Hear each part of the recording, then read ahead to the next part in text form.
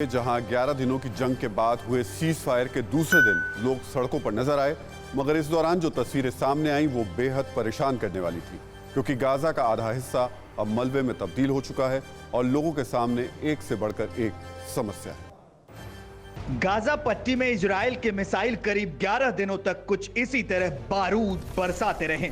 आसमान से गिरते आग के गोले बड़ी बड़ी बिल्डिंग और इमारतों को मलबे में तब्दील करते चले गए। अदावत की इस जंग में गाजा का आधा हिस्सा बर्बादी की भेंट चढ़ गया, साथ ही बर्बाद हो गई इस खूबसूरत शहर की रौनक।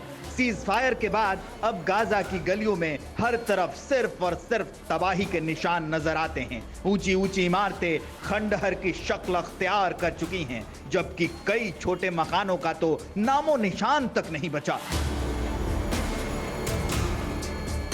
हालांकि सीज फायर के दूसरे दिन से गाजा के लोग अब सड़कों पर निकल रहे हैं, लेकिन जिस गली से भी नजरें गुजरती हैं वहां बर्बादी के मंजर के सिवा कुछ और दिखाई नहीं देता। कहने को तो हमास के विद्रोही गुट इजराइल के सीज फायर को अपनी जीत बता रहे हैं, लेकिन 11 दिनों की जंग में पूरे गाजा सिटी को जो नुकसान पहुंचा है उसकी भरपाई कई साल में भी शायद ही हो पाए। एक दशक के भीतर हुए इस चौथे युद्ध के दौरान जान माल का सबसे ज्यादा नुकसान फिलिस्तीन को हुआ। इजराइल ने गाजा सिटी पर सैकड़ों मिसाइल और रॉकेट अटैक किए। हमास और बाकी विद्रोहियों ने इजराइल की तरफ 4000 रॉकेट दागे। इस दौरान करीब 250 लोग मारे गए, जिसमें अधिकतर फिलिस्तीनी नागरिक थे।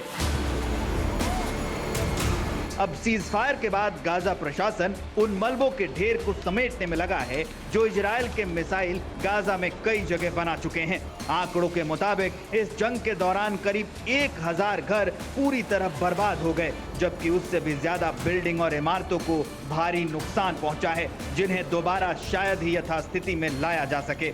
इस मंजर को देखकर बशीर बद्र की वो पंक्तियां याद आती हैं, लोग लुट जाते हैं एक घर बनाने में, तुम तरस नहीं खाते बस्तियां जलाने में।